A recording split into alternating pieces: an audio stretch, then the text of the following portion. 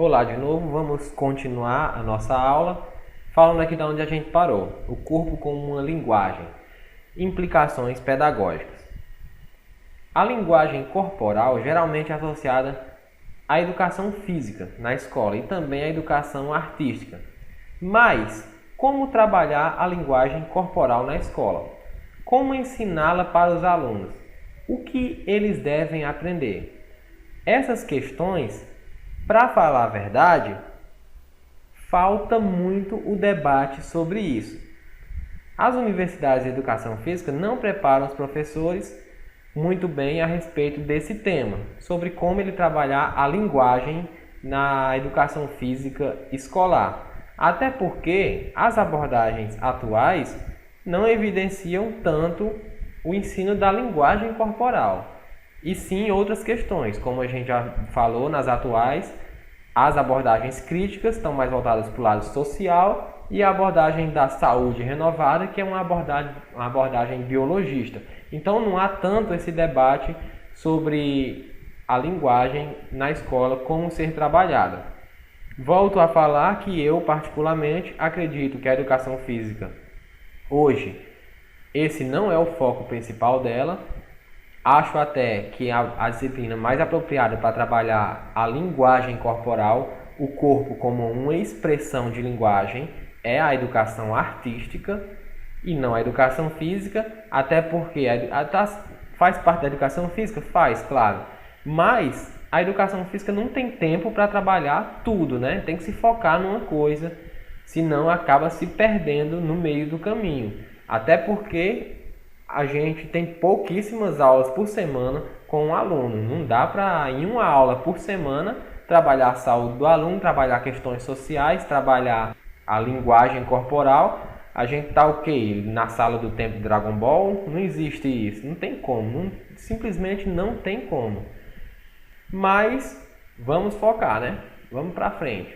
Também não estou dizendo que é um conteúdo que você deva desprezar, deixar de lado. Não, você como professor tem que ter plena consciência do que é a linguagem corporal e da importância dela para os alunos. Só estou dizendo que não tem tempo da educação física focar na linguagem corporal. É isso que eu estou dizendo.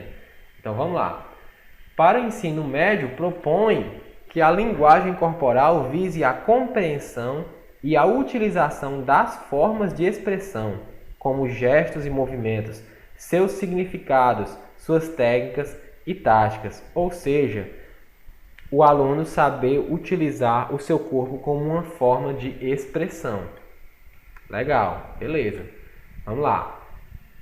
Talvez, mas não somente, o mais comum seja realizar essa leitura por meio do movimento esportivo, o qual se evidencia pela análise do adversário, pela troca de olhares, toques e sinais próprios da definição de determinadas jogadas, da direção da bola, evitando-se pela antecipação do movimento que esta atinja o chão, no caso do voleibol, ou balance a rede, no caso do gol no futebol. Veja bem, o que ele está dizendo aí? Ele está dizendo que essa aprendizagem da linguagem corporal acontece nas aulas de educação física, e acontece mesmo, muitas vezes inconscientemente. Por exemplo, no caso do futsal, o defensor de um time está lá para impedir que o jogador ofensivo da equipe adversária consiga ultrapassar ele e fazer o gol. Então o defensor se posiciona ali de frente ao jogador que está com a bola e ele olha para o jogador, lê o corpo dele para tentar descobrir o que ele vai fazer a seguir. Se ele vai correr pela esquerda, se ele vai correr pela direita, se ele vai tocar para alguém. Porque se ele for esperar ele fazer primeiro para depois ele ir atrás, não dá tempo. Então ele tenta antecipar a jogada. Como é que ele faz isso? Lendo o corpo do adversário. Ele olha para os olhos do adversário, ele olha para as pernas, ele olha para os braços, ele vê a posição do corpo e aí ele descobre o que o atleta vai fazer. Então isso acontece no esporte, na aula de educação física.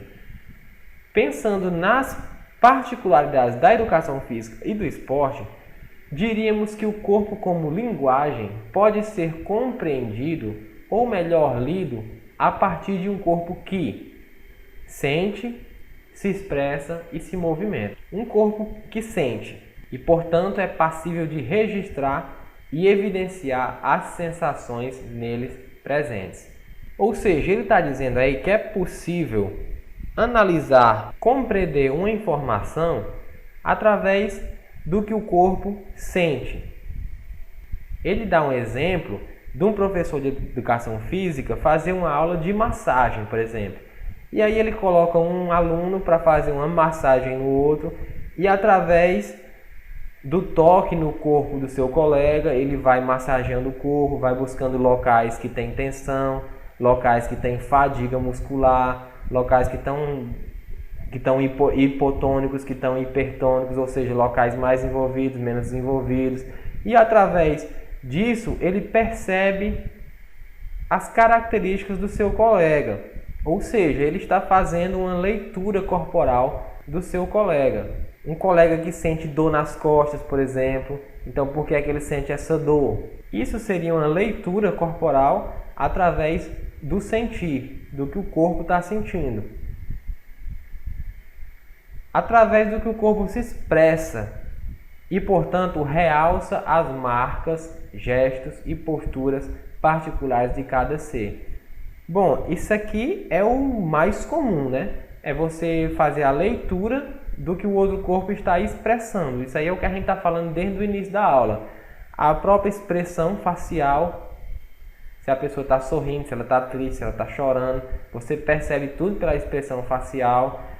Você percebe pelo corpo da pessoa, por exemplo, a pessoa que está com os braços cruzados e a cabeça baixa num lugar, a pessoa que está com os ombros retraídos, a pessoa que está com os ombros relaxados. Tudo você percebe pelo que o corpo da outra pessoa está expressando naquele momento. Você consegue saber se a pessoa está sentindo frio, se ela está sentindo calor, se ela está com sono, se ela está sentindo dor e por aí vai. E por fim, um corpo que se movimenta a partir de um rol de possibilidades próprias que demonstram um pouco de si ou padronizadas em gestos. Por fim, aqui do corpo que se movimenta, ele está mais relacionado a, por exemplo, equipes de esportes profissionais, por exemplo.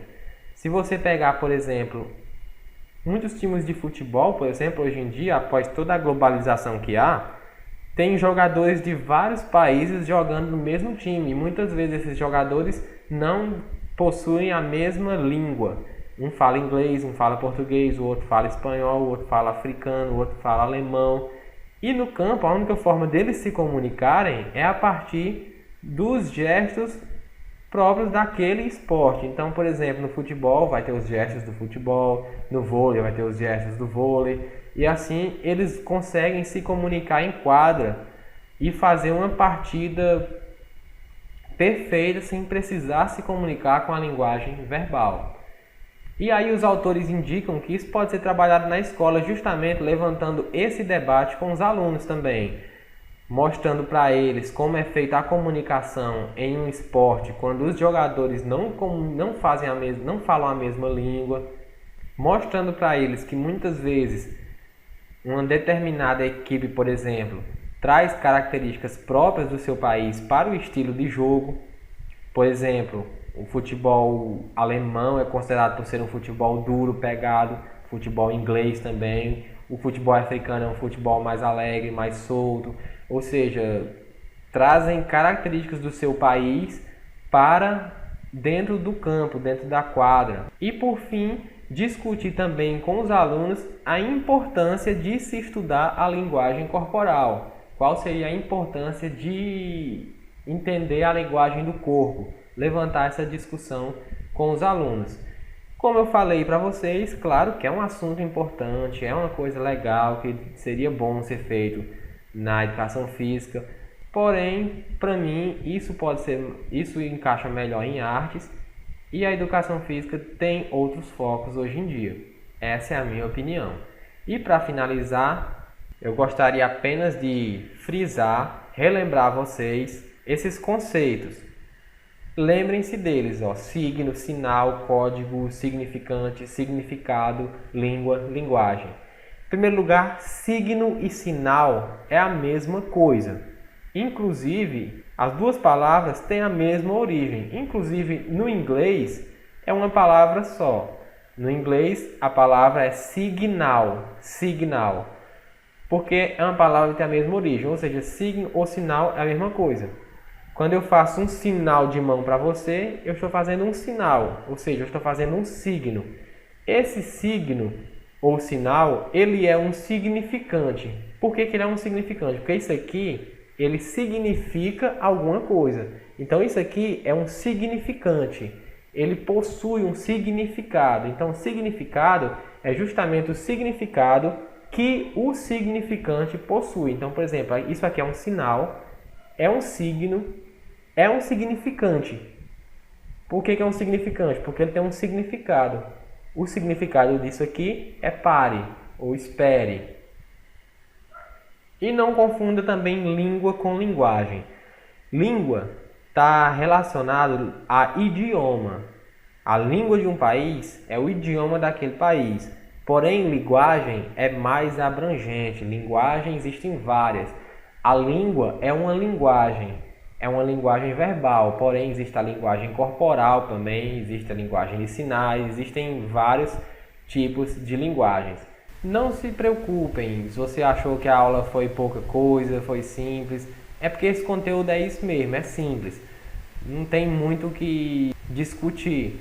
A banca é que pode tentar lhe complicar na pergunta, tentar enrolar, tentar usar uma linguagem difícil, para você não entender bem o que ele está perguntando. Mas na próxima aula, que vai ser resolução de questões, eu vou mostrar para vocês como é que costuma cair esse conteúdo nas provas. Então, até a próxima aula. Valeu!